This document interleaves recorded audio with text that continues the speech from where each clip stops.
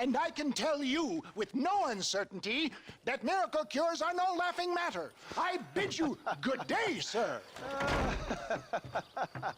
Oh, Mr. Marston, good to see you. How have you been keeping?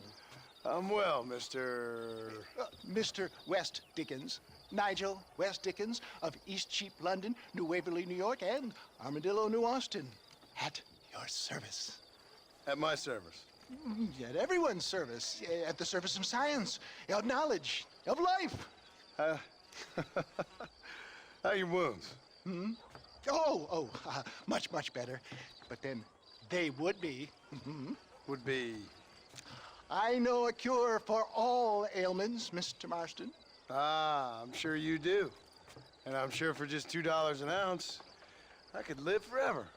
Oh, but for you, sir, I'd do a bulk discount rate of $1.95 an ounce, as long as you buy 100 ounces or more. That's a lot of immortality. Give it up, old man. That's Mr. West Dickens to you, boy. Give it up, old man. Listen, Marston, I'm broke, but this stuff is good. It works. I need a healthy young man like you. Come along, let's ride over to my newest customer at Ridgewood, and I'll explain while we go. Okay. Head for Ridgewood Farm, John, and hurry. There are people there in dire need of my tonic.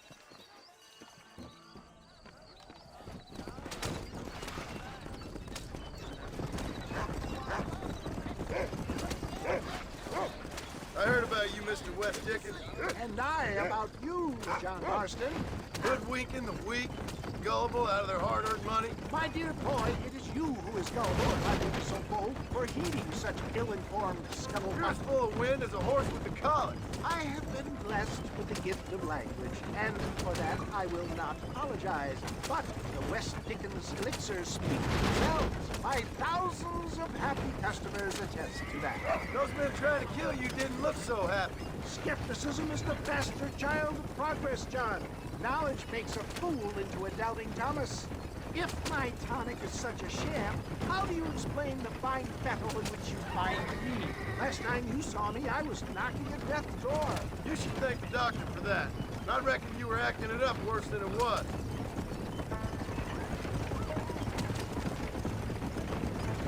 Act I can, John. A more convincing Othello there has never been, and so shall you. Ere Iago or Cassio. I don't like the sound of this. Showmanship, John. The flourish, the bow.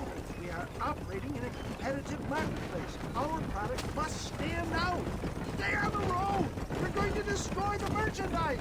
And how does this involve me? We're going to use your God-given talents to our advantage. I'm really starting to I'll regret drop this. you off at the outs once you sit up. Saunter nonchalantly into the cloud that is sure to form. Get back on the road! How's he You'll getting have so nothing close? left by the time we get to Ridgewood. Eventually, I will call you up to try my tonic. After extolling the virtues, I will have you perform a few feats of wonder to amaze and impress the paying public. You hop out here, John. Follow me in on foot.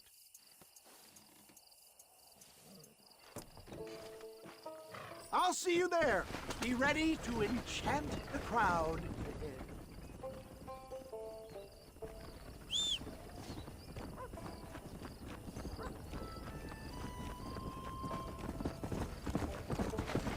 Come on.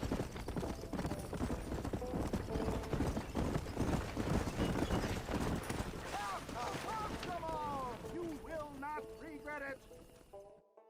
Friends, hard-working souls of Cholla Springs, gather round, gather round.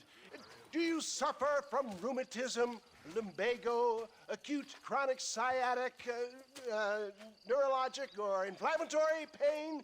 Well, I represent the only company that makes the genuine article that cures headaches, neuralgia, earache, toothaches, backache, swelling, sprains, sore chests, swelling of the throats, contracted cords and muscles, anxieties and ravaged nerves, stiff joints, wrenches, dislocations, cuts and bruises, and it adds vitality and vigor to the healthy man.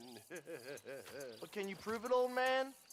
Oh, I'm sure there's some customer here who could prove the qualities of it by... Take a drink right now. You, sir, come up here. Step right up.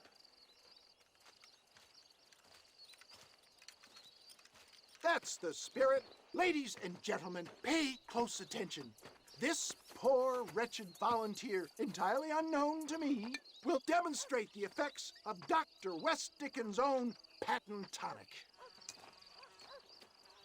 Be you a cowpoke or athlete, this miraculous elixir developed with the wisdom of the East keeps the muscles supple and relaxes the cords. It loosens the joints and gives a feeling of youth and vigor to the whole system.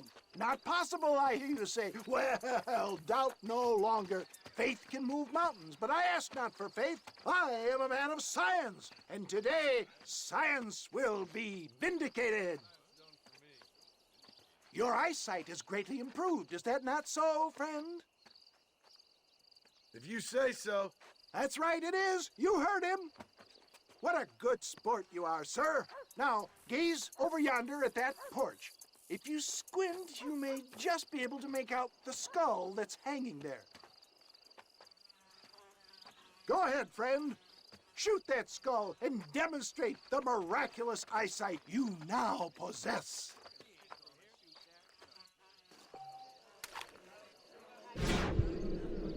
Remarkable! The eyesight of an eagle, granted by imbibing Dr. West Dickens' own patent tonic. Anybody can make that shot. This man is a fraud. If your eye's so damn sharp, why don't you try shooting my hat out of the air? My friends, our test case has been challenged to shoot a gentleman's hat out of the sky above our heads. You can fool these people, but you ain't fooling me. Right. Let's just see how sharp you is with a moving target.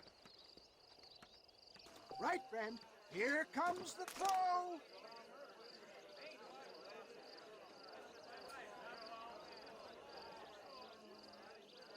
You ready to get embarrassed again? Have you ever seen such an eye? Behold the power of the elixir, plucked out of the sky. Hey! Hey! What? You think you can put a hole in a man's hat and just walk away, do you? Hey, it don't work like that around here, mister. Come on! Are you a man or not? A challenge of battle has been offered to our volunteer. Let the battle commence! You want to scrap, friend? Ain't this fun? You met... Now I'm angry. Just look at the strength tonic is affording him. You sure you're a man, friend?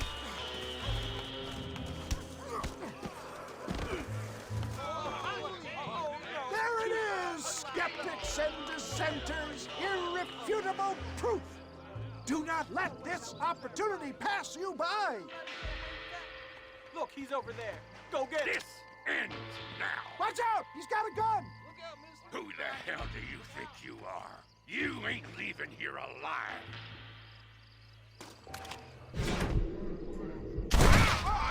Marvelous shot, dear boy. The kind of deadly accuracy that can only be afforded by the West Dickens elixir. Come, I have plenty for all. You'll be fine. Get out of my way. Hey, where are you going? I want a bottle. Get me a bottle, please. One of them right here. No harm in trying one bottle, I suppose. Well, I think that went kind of well, don't you? I'm just glad that my normal job involves either chasing after cattle or murderers. Not the likes of you, mister. Don't be like that. Now, if you'll excuse me, I'd like to say my goodbyes, head on back to the real world. Wait, sir. I've been thinking about your predicament, and I think I may have an idea. I've been thinking I could be your cunning Odysseus. Beware of the Greeks bearing gifts, sir. Williamson had better beware. We will make them into Trojans. I don't rightly get you. I want you to go and see my old friend Seth. He can come across as a little curious, but I'm sure you two will get on. He's most often found at Coots Chapel. He's very devout. Why see him?